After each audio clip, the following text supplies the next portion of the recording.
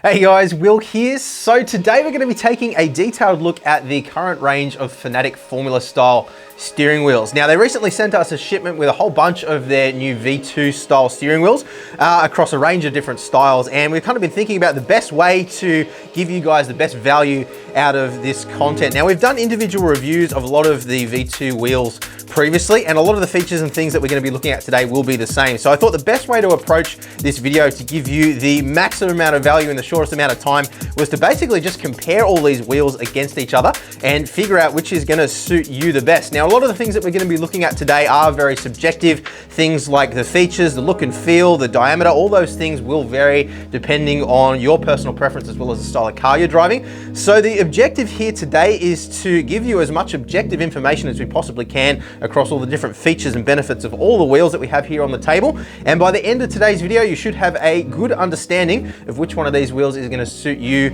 the best. So let's get started.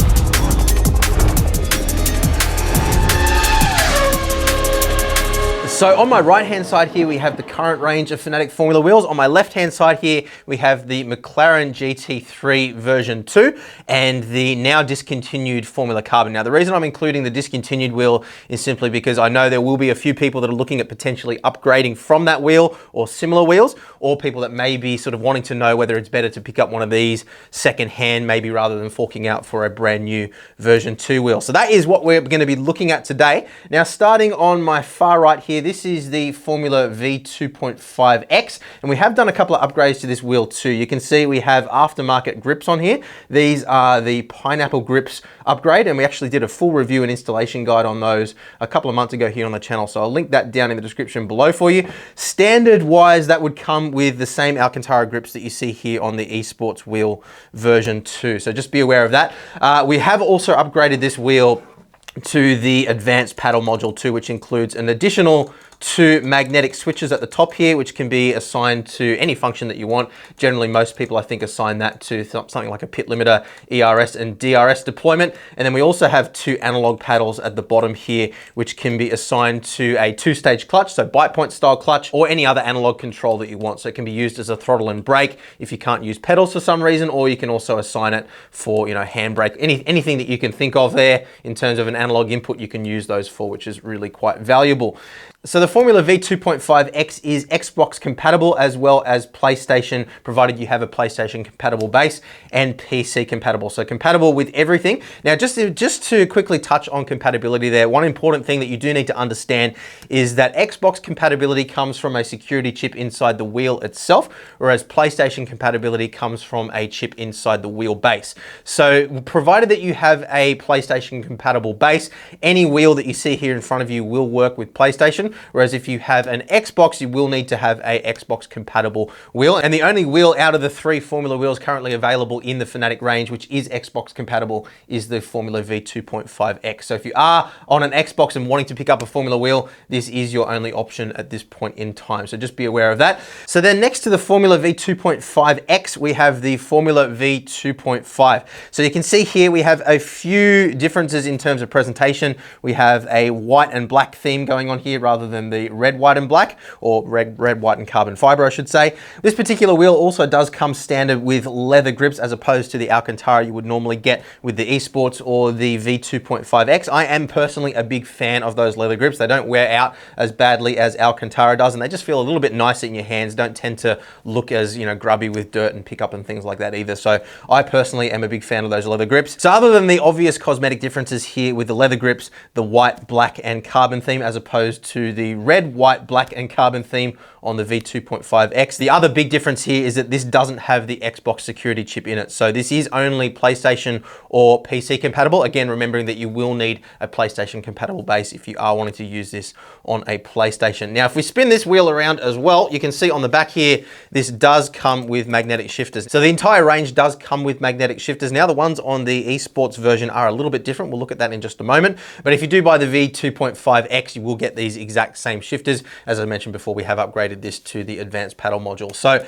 essentially, if you have a look at these side by side, You can see these are actually exactly the same shifters in terms of how they operate. And we do have a standalone review of these shifter modules, which we went into a whole bunch of detail on. But I can tell you they do have a really nice magnetic feel to them. They've got a nice amount of cushion in there too. They're nice and quiet. They've got these little rubber bump stops in there, which does quieten them down. And they are very, very well suited to sim racing for those reasons. But again, if you want to know more about those magnetic shifters specifically, then check out our full review where we went into all the details on those. Now, while we're still talking about shifters here, let's just quickly have a look at the Formula Carbon, which features the previous generation shifters, which are micro switches and spring-loaded mechanisms. So this is the same as what you would have had on the Formula V2 previously. The V2.5 models were where they upgraded to the magnetic shifters as standard. So these have a far inferior feel to them to the magnetic shifters that you get on the new generation. You can see there, rather than being a sudden snap into position, they've got a gradual increase in spring pressure, and you tend to get into a habit where you kind of pull the shifter towards you and hold it right before the threshold of the micro switch click.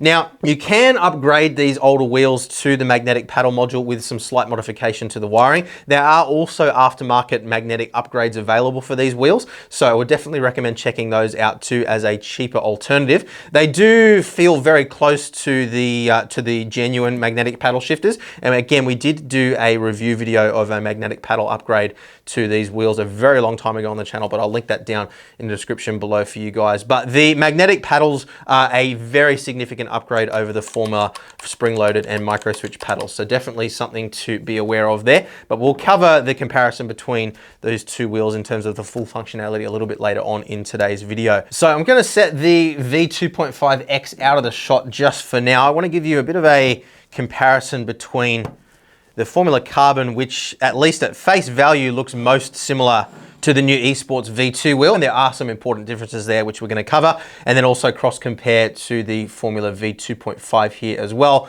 remembering again that the core functionality of this wheel is exactly the same as the V2.5X with the exception of the Xbox compatibility.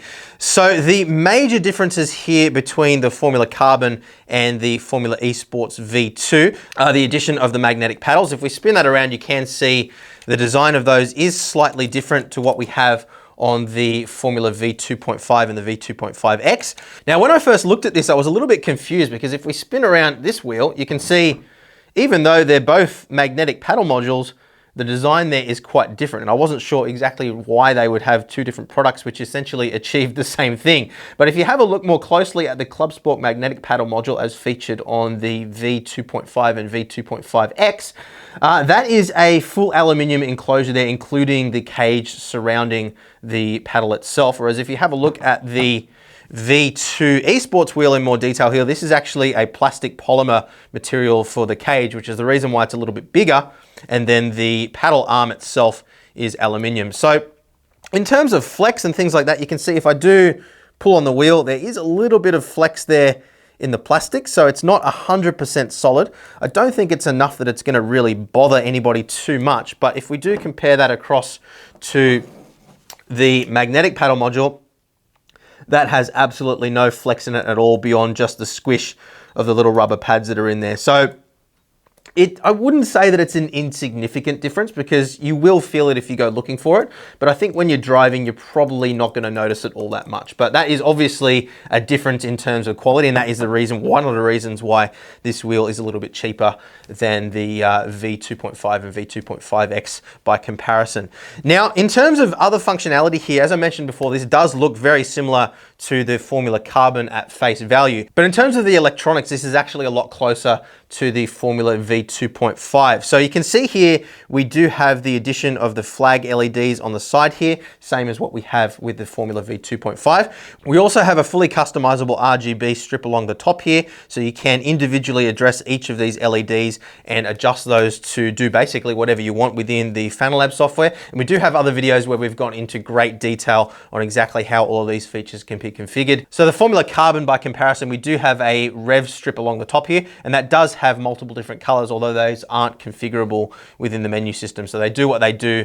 You can adjust the minimum and maximum threshold, of course, but you can't individually address each LED like you can with the Formula Esports V2 and the Formula V2.5 and V2.5X. Now, in terms of the display, you can see the Formula Esports V2 wheel has the same 7-segment style display as we had on the former Formula Carbon wheel. Red on the Formula Carbon, blue on the Esports wheel, and it is quite a nice blue as well. Again, that's going to be quite a subjective thing, but I quite like it. Now, if we compare that to the OLED display that we have on the Formula V2.5, this display is obviously able to give us more detailed information. So we have individually addressable pixels across the entire face of the screen, as opposed to, you know, just segments that we have on these two displays. Now, in terms of the core functionality here, both of these wheels, or all three of these wheels, do give you full access to the tuning menu. So you can make all of those adjustments on the fly to things like force feedback, strength, ABS adjustments, you know, spring tension, all those things. And again, we do have detailed videos where we've gone through all of the things that you can do with the Fanatec tuning menu, but you do have full access to the tuning menu across all three of these wheels, so you're not limited in what you can do. The information is just presented a little bit cleaner on the OLED display, although if you're talking about telemetry, obviously you do have more functionality in terms of what can be displayed on the OLED compared to the 7-segment displays. Now, as I mentioned before, the electronics have been upgraded for the V2 wheels compared to the older Formula Carbon style wheel. So what that means essentially for you guys is that the firmware is now upgradable in these wheels, which means that any additional features that they add later on can be added in firmware, whereas the Formula Carbon wheel doesn't have that functionality. So that's just another thing to be aware of. Look, in terms of the real world difference that it makes, I've never really seen in the 3 or 4 years that I've been looking at these wheels now, any sort of, I guess, majorly significant upgrade in terms of the firmware, which has added, you know, some massive new feature that made you wish that you had the new one over the old one. But, you know, I can't guarantee that we won't ever see that, something like that in the future. So again, just something to be aware of there, but something that I don't think is necessarily massively significant. I guess the only area where that may be of concern is just when it comes to compatibility with newer wheelbases as they start to be released by Fanatec. Now, at this point in time, at least, the Formula Carbon wheel and that generation of older ClubSport wheels are still compatible with the entire range of current Fanatec bases, but obviously we can't guarantee that that will continue into the future. So just be aware of that as well when it comes to the electronics. Now, the other major difference here, if we just flip all three of these wheels around quickly for you, is in terms of the quick release. Now, if you have a look at the back of the Formula Carbon wheel, you can see the quick release here is fixed to the housing of the wheel from the inside. And if we compare that to the Esports V2 and the Formula V2.5, you can see those both have replaceable quick releases. Now, Fanatec are working on a new quick release system they're calling the QR2. I don't have any specific details on that at this point in time. I don't know what the pricing is going to be like either, but I do believe that that will address some of the issues that people have had with flex in the quick release, which we have actually demonstrated in some of our former reviews as well, particularly with the DD1 and DD2 that have that rubber grommet in the middle. There can be a little bit of flex just in the coupling between the sleeve of the quick release itself and the stem on the base. So the wheel has a little bit of play in it. Now, that does vary depending on manufacturing tolerances. So there is a little bit of tolerance there. Some wheels will flex a little bit more than others, but every single wheel that I've ever tested with every single base that I've ever tested from Fanatec does have at least some degree of movement in there. So I'm hoping that the QR system will rectify that entirely. So just another thing to be aware of there, the V2 and 2.5 wheels do have that interchangeable quick release system, and all of the new Fanatec wheels moving forward will feature that, whereas the older style wheels don't have that interchangeable quick release system. So just another thing to be aware of there. But otherwise, if we flip these back around again, everything else is basically just down to inputs. All three of these wheels, or all four I should say, because the V2.5X is exactly the same as well.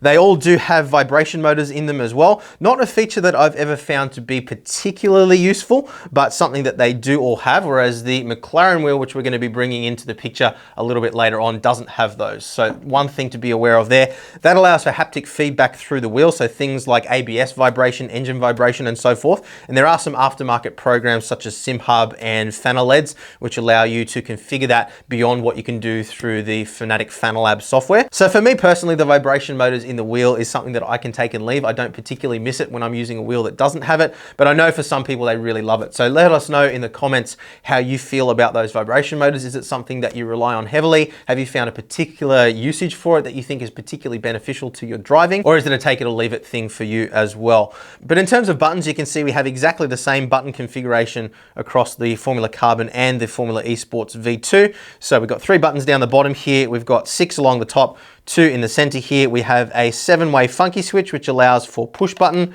rotary encoder to the left and right, as well as a digital left, right, up and down. And then we have an analog hat switch on the right-hand side, which does have a push button functionality as well. So that's good for looking around inside the sim, for example. And that gives us analog axes in all 4 directions, as well as a combination between them. So that can be configured however you like within your sim title. And that is, more useful in some sims than it is in others. Not something that, again, I've ever found particularly useful for me, but I am running big triple screens, so I don't tend to need to look around manually inside the game. I can just turn my head to look around. So again, depending on your usage will determine how useful that is for you, but exactly the same deal across on the Formula Carbon and the older style wheels as well. So setting the Formula Carbon aside now and just comparing to the Formula V2.5 and of course the Formula V2.5X, which is exactly the same in terms of the button interface. What we have here is the addition of quite a few extra features. So we've got a couple of toggle switches here, which have up and down positions. We've got some rotary encoder / multiple position switches in the center here as well. One important thing to note is that this center switch is purely for adjusting modes for the advanced paddle module, so you don't get any mappability or any functionality within the sim beyond that. Now the Formula Esports V2 wheel is also compatible with the advanced paddle module, so that does need to be configured through the driver software rather than with a rotary switch like what we have on the V2.5 and V2.5X. So we've got the toggle switches, we've got the multi-position / rotary encoders here, we've got the same 3 buttons down the bottom, same 3 buttons along the top. Now again, subjectively, I've never found the rotary encoder / multi-position switches on the face of the wheel to be particularly useful for any of the sims that I've played, and that goes for ACC, iRacing, F1 2021, and pretty much everything. I've just never really found a scenario where I've relied upon these, in lieu of the other functions that we have available on the face of the wheel. But the same can't be said for the thumb encoders. Now these were an absolute game changer for me when I originally upgraded to a Formula V2 wheel from the Formula Carbon. The Formula Carbon was actually the first Fanatec Formula style wheel that I ever owned.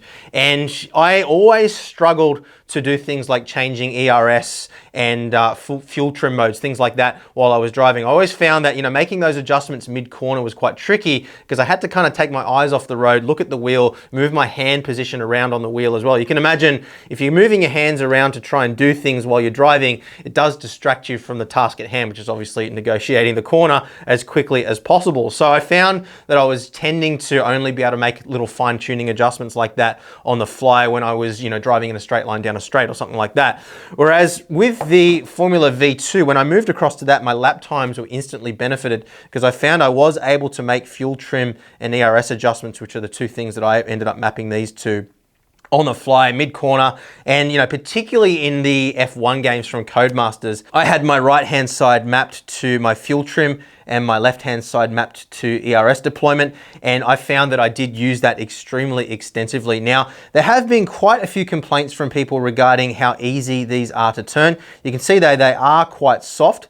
Now, the way I kind of got around that, and I did talk about that extensively when I did my review of the Formula V2 wheel a number of years ago now, it took me a little while to kind of get my head around it, but what you can do is kind of do a 1 flick equals 1 change kind of thing. So instead of trying to just do 1 click and sort of feel exactly where that is, what I ended up doing is just kind of go flick once to change once, flick once to change once. So to give you the example, in F1 2021, if I want to change from a lean mix to a rich mix, I'd just go flick, flick, and that would take me into the position that I want rather than sort of trying to feel click, click, which can be a little bit tricky. So look, honestly, it did take me a little while to adapt to these, but once I got my head around it, I didn't find that to be problematic for me. But I would be lying if I didn't say that a lot of other people have complained to me about the feeling of these and wishing that they were a little bit stiffer. So that is something to be aware of. And if we do compare to something like the new Cube Controls F Pro, you can see these have very, very clearly defined detents in each position. And you can see the full review where we went into that in more detail on this specific wheel, but very clearly defined. There's no way you're gonna bump that and make a change by accident. Whereas with the Fanatec wheels, by comparison, it is very easy to just bump that with a glove or a finger and, you know, make a change without realizing. So something to be aware of there. But as I was saying, I did find these to be something which did significantly improve my lap times. Again, depending on the sim that you're driving, obviously, if you're driving cars that don't really benefit from on-the-fly changes to things like that, then, you know, you're not going to get any benefit from that. But particularly in the Codemasters F1 games, I found that to be a genuine game changer for me. So I don't want to understate the value of those thumb encoders. So that is one thing that you will be missing if you go with the Formula Esports version. And we'll talk a little bit later on in the video about the comparison price-wise between these two wheels and whether I feel like it's worth paying the extra just for the value that these thumb encoders bring to the table. But otherwise, very, very similar in terms of their electronics and their overall design, just with the additional inputs that you get with the V2.5. So let's talk a little bit about ergonomics now. So all three of the wheels in the current Formula range from Fanatec are 270 millimeters wide. And look, that is a comfortable width for most Formula style driving, obviously, as these wheels are intended. For me personally, and again, it is quite a subjective thing, I do prefer a slightly larger diameter for GT3 and just general GT style driving. So that's definitely a consideration. I think if you're only looking at purchasing one wheel to go with your wheelbase and you're wanting to drive a variety of different cars, definitely something that I think is worth considering. There are plenty of people that drive GT3, for example, with these wheels and are perfectly successful at doing so. So it's certainly not something that you can't do. But the real world impact of that is basically just down to smaller wheels have a more twitchy and more sensitive feel, generally speaking, whereas larger diameter wheels feel a little bit more dampened and I guess just soften the overall feeling of the car a little bit more. The smaller diameter also amplifies the effect of the force feedback as well. So if you are running on a weaker wheelbase, a smaller diameter is going to allow you to feel those effects more dramatically through the wheel. The larger you go, the more dampened those effects feel overall. Now for me, for GT3 cars, my preferred diameter is actually 280 millimeters, like what we have in a lot of other aftermarket wheels. And I would really love to see Fanatec at some point offer something in between 270 and 300 millimeters. So within the Fanatec ecosystem, at least, the next jump is up to 300 millimeters. And there are quite a number of different wheels in different styles that are available at that size, and we'll probably do another video where we cover a range of those in more detail. But the one that we're going to focus on in today's video is the McLaren GT3 V2 wheel. So 300 millimeter diameter, very similar otherwise in terms of ergonomics and the overall feel of the wheel in your hand. But before we move on to that wheel, I just want to talk a little bit more about the ergonomics of these and how we hold them in our hands. So all three wheels here, the buttons are very nice and comfortable, easy to reach with your thumbs. And as I was mentioning before, when you don't have the thumb encoders, you can set these buttons to be like a plus and minus for your ERS and fuel trim modes, and then your DRS deployment and, you know, boost button or pit limiter or whatever you want to use for other buttons. So there are plenty of buttons that you can reach without too much of a stretch. And all three wheels are very comfortable to hold in your hands as well. Now, one question I've seen pop up quite often is regarding these open bottom style wheels and whether there's any twist or flex in the grips. I'm happy to say that there's nothing discernible in this wheel at all. We'll talk about this a little bit more when we talk about build quality in just a moment, but this is a solid 5mm thick piece of aluminium, I believe it is, for the faceplate of this wheel. So no twist there at all compared to these other ones, and you know, these don't have any problems with twist either. If you look at the carbon fiber open bottom style ones, so the Formula limited edition wheels, those do have a tiny little bit of flex just in the very base of the hand grips, but not enough to be a problem for anybody. What it can do though is introduce a little bit of plastic creaking in the hand grips, but none of these wheels that we have here in front of us today have that issue. But look, otherwise ergonomically, all three wheels are very comfortable to hold. Obviously, it just comes down to the addition of the thumb wheels and the additional buttons on the V2.5 and V2.5X. Now, lastly on ergonomics, one thing to note here is that the Esports V2 is 1.2 kilograms, whereas the other two are 1.7 kilograms. So the rotating mass is significantly lighter with the Esports wheel. Look, for me, on the wheelbases that we've tested these wheels with, so CSL DD, DD1 and DD2, we haven't really noticed a significant discernible difference in the quality of the force feedback and how that's translated through the wheel. But obviously the lower the rotating mass, the less dampening effect that you have on the force feedback, kind of like what we were describing before with diameter. But yeah, for most people, I would say it's probably not going to be a significant difference between them. But again, it is going to be a somewhat subjective thing. If you like to run really low force feedback, for example, you may find it just feels that little bit more dampened. You might feel a little bit less detail on the heavier wheels than you do on the lighter one. Now, in terms of build quality, there's not a big difference between them. Obviously, you can see the Formula V 2.5 and 2.5X both utilize carbon fiber for their faceplate, as well as a mixture of plastic. We have leather on the V2.5. We have Alcantara by standard, remembering again, these are aftermarket grips on our X wheel here. So same grips would normally come on this one as you get here. This is genuine Alcantara. And look, we've found that to be relatively durable. It does feel quite supple in your hands as well. It's nice and smooth. A lot better feeling than a lot of the other more expensive wheels that we've tested here on the channel, to be completely honest with you. But it does, of course, have that tendency to wear down over time, as all Alcantara does. So something to be aware of there. So if you do a lot of driving with bare hands, or you want to have minimal maintenance, then that is one thing to consider there. Personally, I would absolutely love it if Fanatec did sell the option to upgrade to the leather grips. It is a bit of a tricky upgrade, as you would have seen if you've seen our pineapple grips review. It's not as simple as just unscrewing them and bolting the new ones on. You do pretty much have to dismantle the entire wheel to change those grips. So I can understand why they don't sell them as an accessory for you to change out yourself. I'd imagine there'd be a lot of warranty claims if they did, but I would love to see, you know, a leather and Alcantara version of each of the wheels available. You know, maybe that's something that we might see at some point in the future, because I feel like, you know, leather is generally the better choice for the wider range of people, just because it's a little bit more durable, and, you know, for me at least, subjectively, it feels a little bit nicer in the hands as well. But again, it's a subjective thing. Otherwise, build quality wise, we've got carbon fiber on the V2.5 and 2.5X. That is genuine carbon fiber too. If you have a look at the side, you can actually see throughout the 5mm thickness there, we have the multiple different layers. Whereas if we have a look at the Esports V2, that is just an aluminium faceplate there. So again, as we tested before, there's no real noticeable rigidity difference between them. Carbon fiber is of course very, very strong in one direction, but tends to have a little bit more flex in other directions. So but again, no really sort of discernible difference in stiffness there between the wheels. Other noticeable things as well, we do have rubberized plastic around the hand grips, exactly the same across all three. One of the things that we have noticed over time is that this rubberized coating will wear out and go shiny just in the areas around where your thumbs are and where your fingers grip around the wheel, particularly when you're turning corners. It does have a tendency to kind of just rub on your hand there. So over the course of probably 6 to 12 months, we did find my Formula V2 wheel developed quite significant wear and tear, then did start to look a little bit cheap. So not exactly sure why they use a rubberized coating around those sort of more high wear and tear areas, but it's always been that way, at least in the time that I've been reviewing Fanatec gear. Now, one other thing you'll notice as well is on the back surface of both the V2.5 and 2.5X, we have that same rubberized coating on the plastic shroud, whereas on the eSport wheel, it's just kind of a standard, more shiny, uncoated plastic there, but otherwise very, very similar design between the two. And obviously, as we pointed out before, we do have the polymer plastic cages here for the shifters on the Esports wheel, whereas the ClubSport magnetic paddle modules, which come standard on the V2.5 and 2.5X wheels, do have aluminium cages throughout. So there's that little bit more flex in the cage itself as you pull on these ones.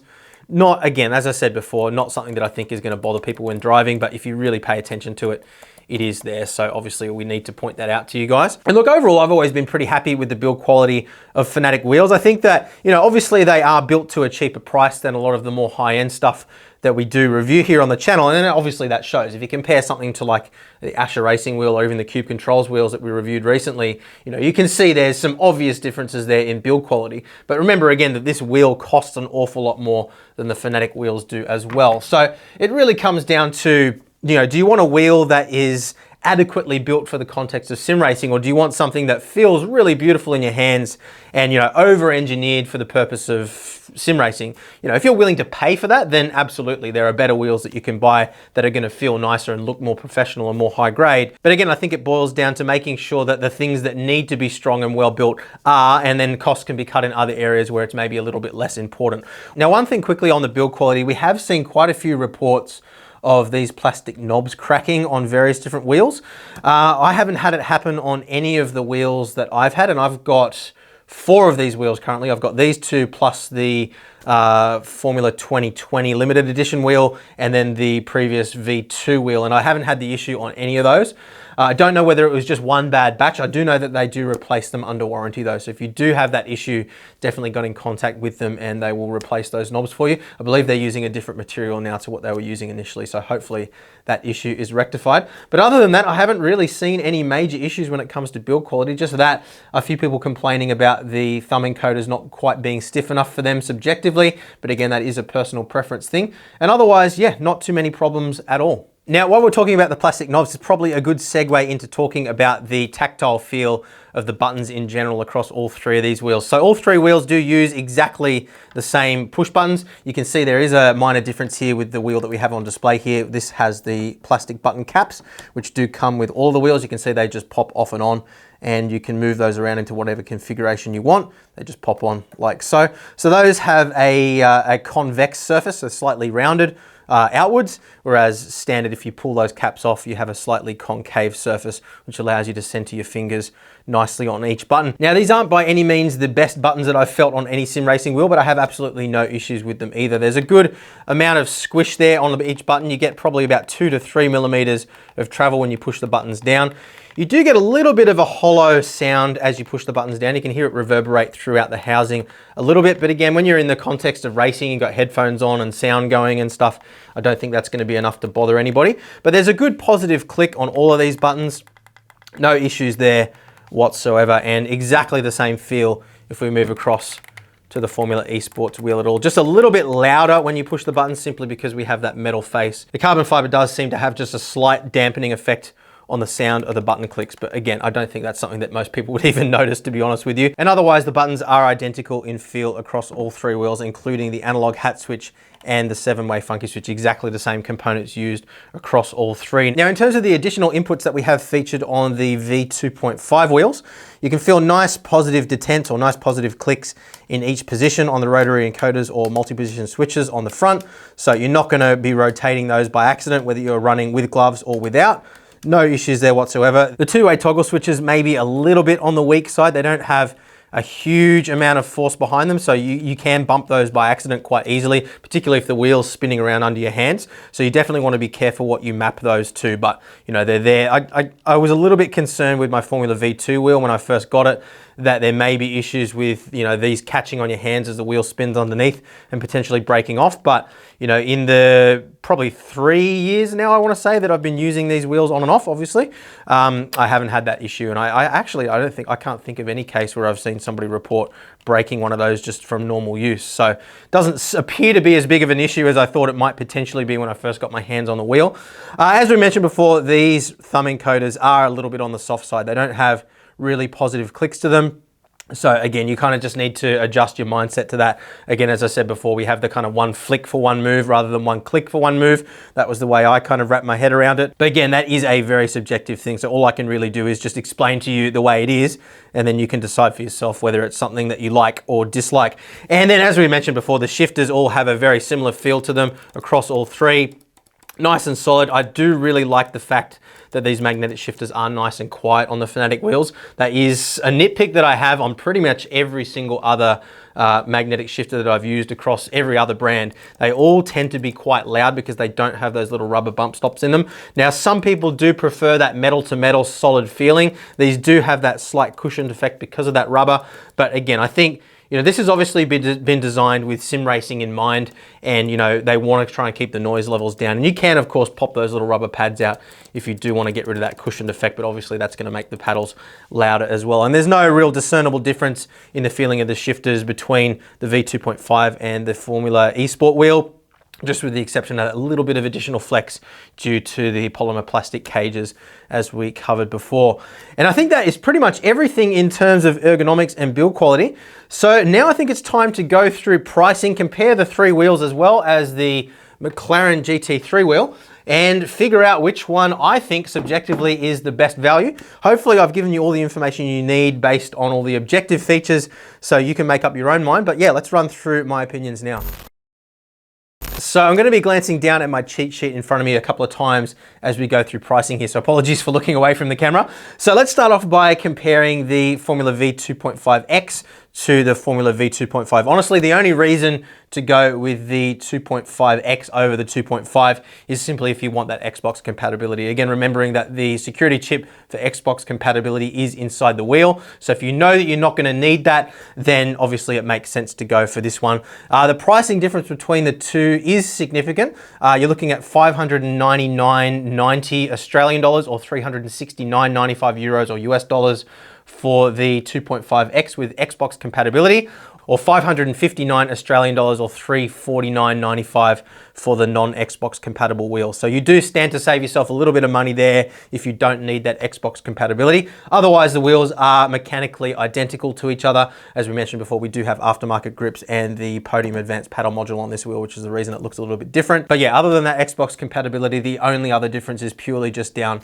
to the color scheme, which obviously is a choice thing. So if you prefer the red and want to pay extra for it, then you can do so. But I'm going to set that guy aside now, and let's compare across these three. So as we mentioned before, the Formula Carbon wheel is now discontinued. There are still examples floating around in the wild though, and you can pick those up at varying costs depending on availability of other wheels. So, you know, we do see these selling occasionally more expensive than the retail price, which was $499 Australian dollars, I believe, when they were new. And if we compare the Formula Carbon with the Formula Esports V2 wheel, $499.95 Australian dollars, or $269.95 US dollars or euro. So basically the same price as Formula Carbon was when it was available. This does, of course, have the very significant benefit of those magnetic paddle shifters, which is, you know, something that I think you will appreciate every single time you drive with the wheel. It also is compatible with the Podium Advanced paddle module should you wish to upgrade to that, whereas you couldn't do that with the Formula Carbon wheel previously.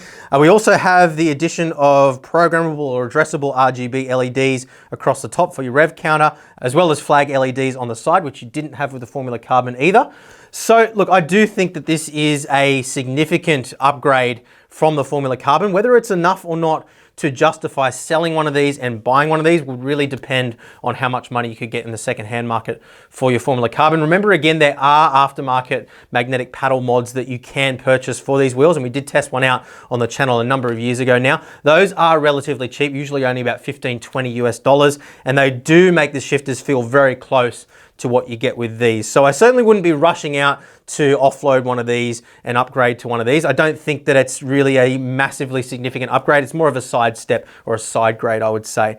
But in terms of upgrading from a Formula Carbon to a Formula V2.5, that's actually the exact upgrade that I did a number of years ago. So I bought a Formula Carbon. I then went ahead and bought a Formula V2, it was back then, before the V2.5 was released, purely because I wanted that additional functionality. I wanted to be able to get the advanced paddle module. I didn't actually find I made use of those analog paddles all that often, and I kind of expected to use the little paddles on the top for ERS and DRS deployment. Back then I was primarily playing Codemasters F1 2019, I think it was, but I just never really found I got the value out of that upgrade. But obviously having those magnetic paddles was quite a nice upgrade, but I did have the magnetic paddle mod on my Formula Carbon previously, so it wasn't a huge change for me. So I probably didn't really get my money's worth out of that particular upgrade. But the thing that I did really appreciate, and I covered that in the detailed review of the Formula V2 wheel a number of years ago now, was having these thumb encoders. That really was an honest game changer for me. So I would say that the Formula V2.5 wheels are a valid upgrade if you have the money from the Formula Carbon. Otherwise, the build quality is very similar. You do have the additional functionality when it comes to addressable RGB LEDs, flag LEDs, and of course the OLED display as well. The OLED display does give you a little bit more functionality when it comes to displaying telemetry, but in terms of manipulating the tuning menu, no real significant difference there. It just presents it a little bit more cleanly rather than actually giving you any additional functionality there. And otherwise, all the other bits and pieces, really, I think it's just kind of take it or leave it. As I mentioned before, the multi-position switches or rotary encoders I didn't find to be particularly useful on the face, nor did I really ever make heavy use of the toggle switches either. But again, that is going to be a very subjective thing, purely just determined by what kind of style cars you're driving, what sim you're driving, and so forth. But I was very happy with the Formula V2 upgrade that I made, and definitely didn't feel like I'd wasted my money over the Formula Carbon. So I guess then the big question is, what is the value proposition between these two? And ultimately, I really do think it just boils down to whether or not you want those thumb encoders and the additional buttons. It's really as simple as that. Otherwise, the functionality is quite similar. I don't really see any compelling reason to particularly, want for the OLED display over the 7 segment. It doesn't really add all that much to the table in the greater scheme of things. We have the same functionality in terms of what we have with the addressable RGB LEDs anyway. So with the non-Xbox compatible version of the Formula V2.5 coming in at 559 Australian dollars, or 349.95 euro, and the Formula Esports V2 coming in at, where is it, 499.95 or 269.95 euro.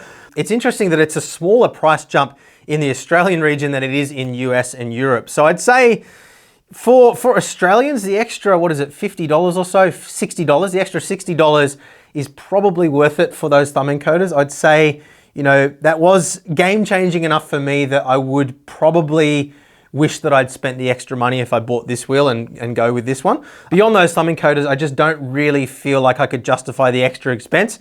But if you are driving the style of cars where you think that those are going to be useful for you, then I would definitely recommend, if you can afford it, of course, you know, going with this wheel rather than the Esports wheel. So for me, I think it is probably worth the extra 60 Australian dollars for the upgrade. US region though, pricing difference, what was it again? So Formula V2.5, $349.95 compared to $269.95. So that is a significantly bigger jump there. And again, I think that's probably a question that you can only answer for yourself. I think it really does just boil down to those thumb encoders. If you don't think that you need them, then go with the Esports. If you think that you do need them, then go with the Formula V2.5. Or if you need the Xbox compatibility, of course, then you need to go for the Formula V2.5X.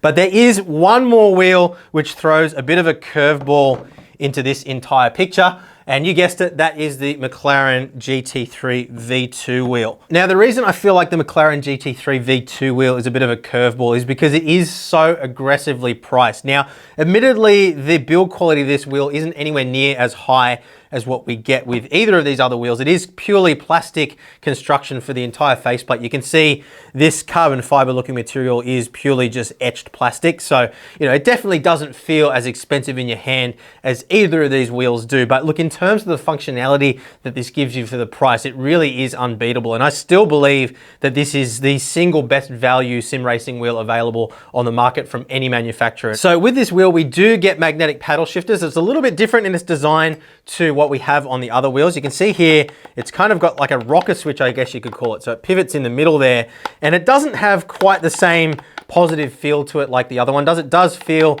a little bit more toy-like and a little bit more cheap, but it does still have a nice positive click to it. And you do also have the advantage of being able to push and pull to make your gear changes. Although admittedly, that's not something that I've ever done. It's something that you can do with the wheel. Now you can see our McLaren wheel does have the metal quick release option installed. That is an optional accessory which you can purchase separately. As standard, the McLaren wheel does ship with a glass infused plastic simplified quick release. And for a full comparison between the two different quick releases and their strengths and weaknesses, check out the full review of our McLaren wheel linked down in the description below. But look, I mean, everywhere you look on this, it isn't the build quality that you have with these wheels. And I want to make sure I stress that. But the reason why I'm such a fan of this wheel is that you just get so much functionality with it. You get the magnetic shifters, you get the analog paddles, which of course you would have to upgrade to the advanced paddle module on these at a quite significant expense to get that functionality on those wheels. We don't have an analog hat switch, but we do still have a 7-way funky switch, although again, admittedly, that is a plastic switch as opposed to the nice anodized aluminium that we have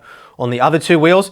We have the exact same OLED display here for accessing the tuning menu and telemetry that we have on the more expensive V2.5. And overall, I just feel like the GT3 V2 wheel strikes a really great balance between, providing the features that you want in a sim racing wheel at a relatively low price point, but still being high enough quality that it's going to satisfy the majority of people. So this one comes in at, where are we? $349.90 Australian dollars, or $199.95 US dollars or euros. So that is significantly cheaper than those other wheels. Now, one other thing to note here is that it doesn't have those vibration motors internally either, so you're not gonna get that haptic feedback.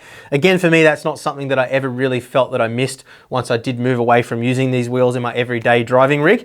But, to other people, that may be a deal breaker, so something to be aware of there too.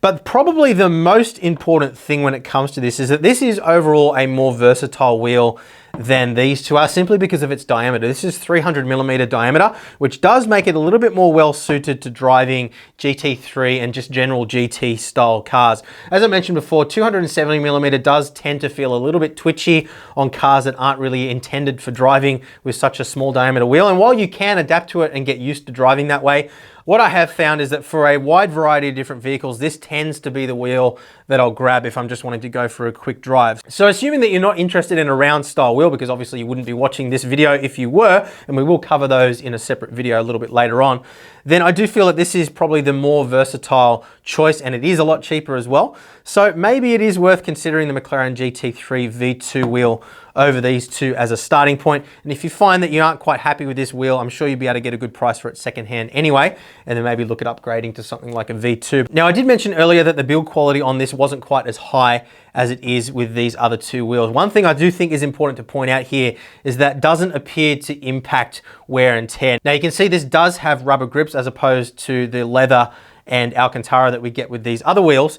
Now, as I mentioned before, Alcantara does have a tendency to wear out. We have also seen significant wear and tear, obviously not on these particular wheels because they're brand new, but on other wheels of the same design, that rubberized coating does wear off and go shiny over time. This McLaren GT3 V2 wheel has had well over 200 hours of usage on it, and it still looks pretty much brand new. There's no wear and tear anywhere on it, and you know, it has stood the test of time exceptionally well. There were some issues electronically with the original V1 wheels, particularly with shifters not working, but that does all appear to be resolved with the V2 wheel. So there's been absolutely no issues whatsoever, at least in our experience, with longevity on the V2 wheel. The build quality observations that I made before are purely just down to the quality of materials and how it actually feels in your hand compared to these other wheels. So again, of course, these are just my opinions and your opinions may vary, and I would encourage you guys, if you do own any of these wheels or multiple of these wheels, definitely let us know whether you agree or disagree down in the comments below. The more information we can get out there as a community for potential buyers, the more chance there is of them getting the product that is right for them. So don't just take my word for it, but hopefully, objectively at least, I've been able to share enough information about each of these wheels that you feel that you're in a better position to make the right choice. And I think ultimately what it boils down to for me is this: if you're after the cheapest wheel with the most versatility, then the McLaren GT3 V2 is the obvious choice.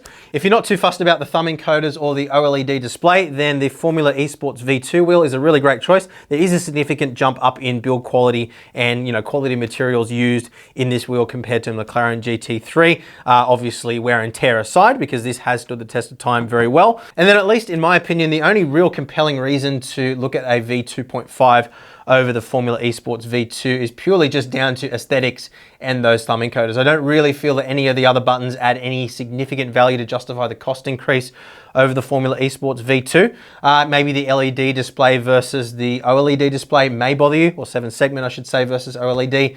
But other than that, really, they are very similar to use. The magnetic paddle shifters feel pretty much exactly the same as each other in the real world. And it is really as simple as that. Remembering again that if you do need Xbox compatibility, then the V2.5X is the obvious choice. So I really hope that today's video has helped you decide which one of these wheels, if any, is the correct choice for you. We do have more detailed reviews on the former V2 wheel, which goes into a lot of the functionality in more detail, as well as the McLaren GT3 V2 wheel. We also have a very extensive library of other wheel reviews from other manufacturers, as well as many other Fanatec wheels available in the product library linked down in the description below. And while you're down there, if you are wanting to pick up one of these wheels, we do have some Fanatec affiliate links there. That is a great way of helping to support boosted media at no additional cost to you. So we really appreciate your support there. And thanks once again to Fanatec for sending us across these wheels to check out today. So that's it, guys. Hope you've enjoyed the video. Leave a thumbs up and subscribe if you have, and we will see you again soon.